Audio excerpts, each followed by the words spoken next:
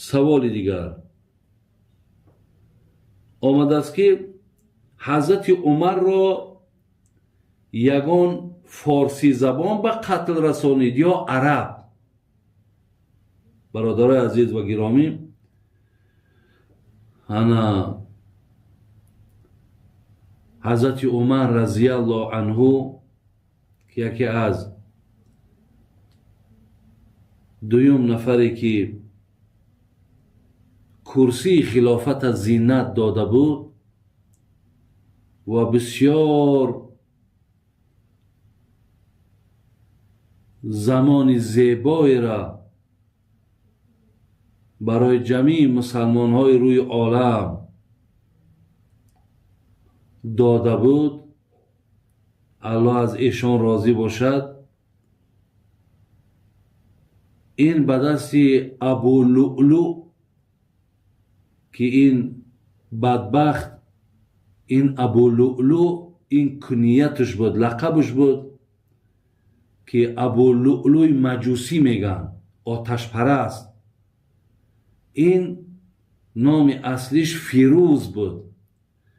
این از شهر نهاوند ایران بود. ببینید، یعنی بگیم از فارسی زبان ها بود و در شهر کاشان ایران برای این ابو لؤلؤ برادرای عزیز یک گنبز راست کردن. چلی که امروز ما این بزرگای داریم مثل حضرت امیر سعید علی حمدانی که گنبزا کردگی بالا شد، در نسبتش مردم می رود احترام میکنن، دعا میکنن، خدا رحمتش کنه. گفته در شهر کاشان ایران برای همین ابو لؤلؤ بدبخت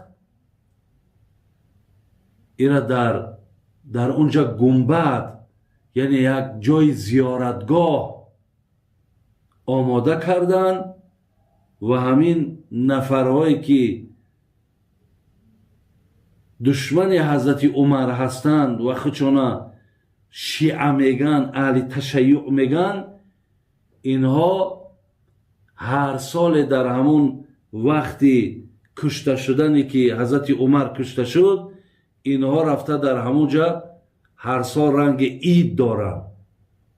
ایرا نامش بابا شجاع میگن. بابا شجاع یعنی این بابای ما اونقدر شجاعت داشت که مقصد عمر به قتل رسانید.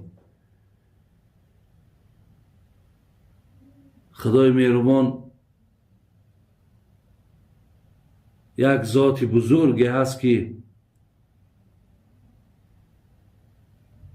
اینقدر فضیلتی که به عمر داده است و صد افسوس که یک طایفه گمراهی، یک طایفه ابله ملعون،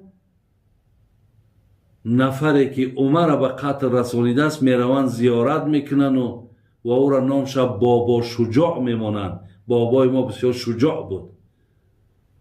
لعنت خدا بر ای بابا که کاری را که این انجام دادگی است این هزارها سال در آتش جهنم می سوزد. زیرا که رسول اکرم صلی الله علیه و سلم گفته بود که لو کان بعد نبی لکان عمر ابن الخطاب، اگر به شرطی که پیامبری بر من تمام نمی شد، عمر هر آینه پیامبر می شد. حضرت عمر بسیار یک خلافت زیبایی را برادرای عزیز گذراندگی هست. حضرت علی رضی الله عنه وقتی که حضرت عمر از دنیا گذشت، میدونین چی گفت؟ گفت اگر خدای مهربان تمام خدمت‌هایی را که من کردم، علی میگه، حضرت علی، تمام خدمت‌هایی را که من کردم، اگر به یک ساعت خدمت حضرت عمر خدای مهربان اگر گوید عوض کن، من راضی هستم که تمام خدمتام با 1 ساعته خدمت حضرت عمر عوض کنم. این سخن حضرت علی رضی الله عنه است. برای همین برادر عزیز و گرامی، قاتل حضرت عمر البته این از نهاوند ایران بود با کنیت ابو لؤلؤ که مجوسی بود، آتش پرست بود و همچنان نامشون فیروز بودن. میگه وقتی که این بدبخت میگه حضرت عمر در نماز بامداد چند کارد میگه در شکمش زد. حضرت عمر وقتی که به خانش آوردن میگه پرسید که کی مرا زد؟ مقصدش مسلمان بود یا غیر مسلمان؟ زیرا حضرت عمر